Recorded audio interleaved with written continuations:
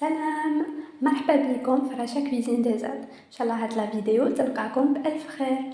اليوم جيتكم بسبوسه على قد ما هي ناجحه على قد ما هي سهله وتخرج لكم اكزاكتومون كيما هكا من اول مره. رايحه تجيكم خفيفه ماشي معجنه مشربه تري بيان بزاف بنينه. ما تحتاجوش فيها باتور، تقدروا حتى تعطوها للاولاد تاعكم يحضروها.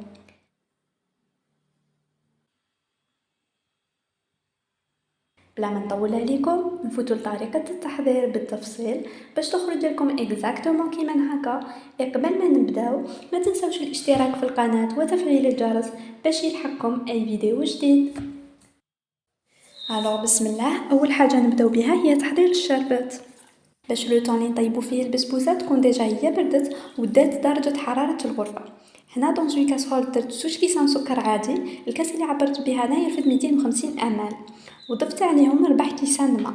دائما كي تبغوا تحضروا الشربات كمية الماء تكون ضعف كمية السكر. هنا ضفت دي ترونش تاع قارص رايحين يعطونا ذوق بزاف بنين. ونخلطوا لو باش يذوب لنا هذاك السكر. مهم جدا هنا نخلطوا باسكو كون نذوبوش هذاك السكر ونحطوه ديريكتومون على النار يبا سو كاراميليزي، رايح يولي لنا كراميل في الفم. ونديروها على نار متوسطه لمده 10 الى 15 دقيقه.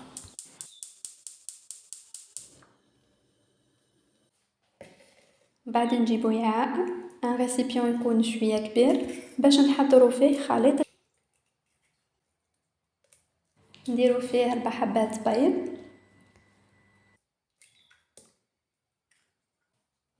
نضيفو لهم نصف كأس سكر،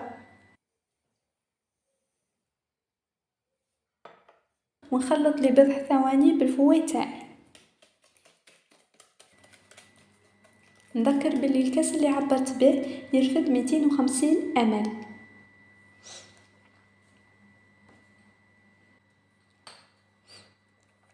ابخي نضيف كأس حليب بارد اي ما يعادل 250 مل، ونخلط بيان بالفوي تاعي.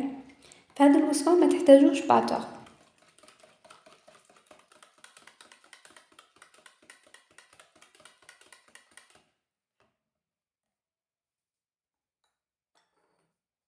ابخي نضيف كاس زيت اي ما يعادل 250 مل.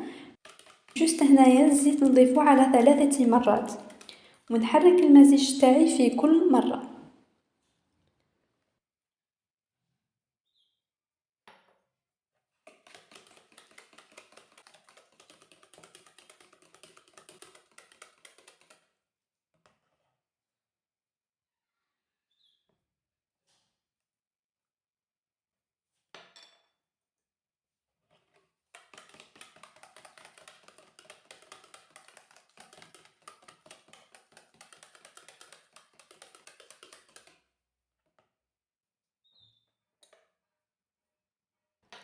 بعدها نضيف كأس إلا ربع نواة كوكو، رايحة تضيف لنا ذوق بزاف بنين في البسبوسه تاعنا. ونزيد نضيف نصف كمية الدقيق. الكمية اللي استخدمتها في هذه الوصفة هي 2 كيسان دقيق متوسط. ونخلط بيان حتى يتمازجوا لي كامل المكونات.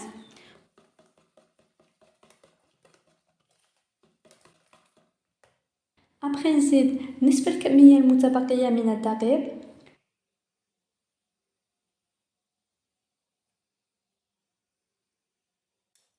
وملعقة كبيرة فانيل.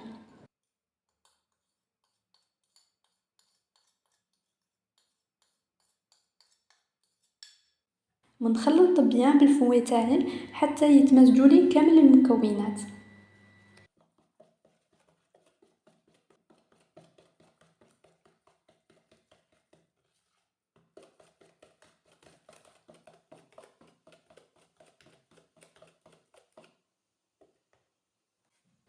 وفي الاخير نضيف كيسان من الخميره الكيميائيه ونخلط المزيج تاعي بيان لبضع ثواني. هذه الوصفه نجمو نضيفو مبشور الليمون او البرتقاله، كما نجمو نعوضو كميه نواة كوكو بكميه من الكاوكاو المطحون ولا غاطو مطحون ولا دقيق متوسط.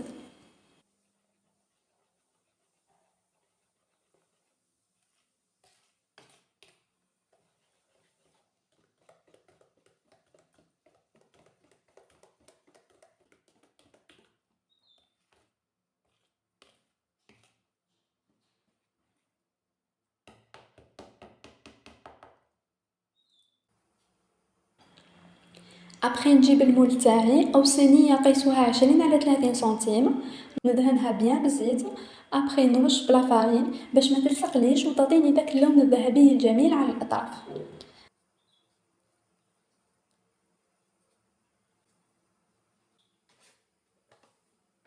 هنايا من الاحسن تستعملوا صفايه باش عمليه الرش تكون متساويه. هنا رشيت ما يعادل ملعقه كبيره من الفرينه.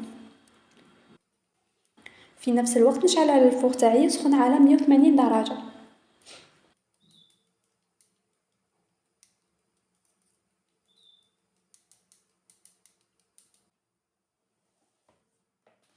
نفرغ الخليط تاعي راح يتعمر تقريبا الى النصف باش كي طيب راح تجينا هذيك.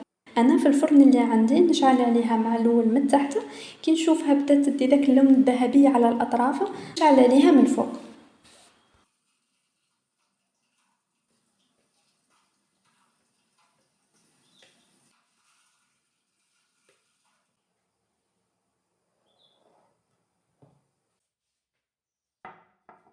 بعد ما تطيب وتدي هذا اللون الذهبي نجيب ان كوردون ونثقبها بهذه الطريقه باش تشرب لي بلو تاغ فاسيلمون الشربات.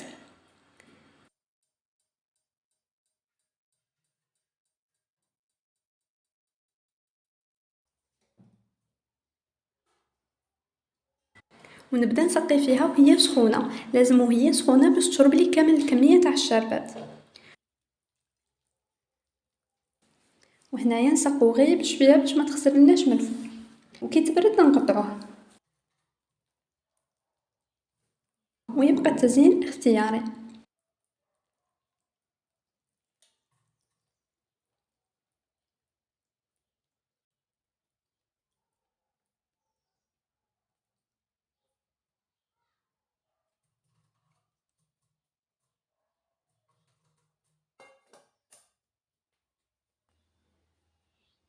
هنا انا زينت بالنواه كوكو، رسمت به نصف مثلث في كل قطعه، والنصف الاخر زوقته بمكسرات مطحونه ودي ترونش تاع ليمون اللي كنت قطعتهم على 4. وهذه هي وصفه اليوم.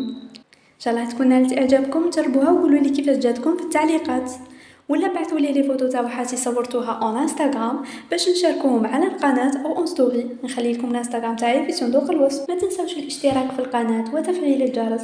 et à la prochaine.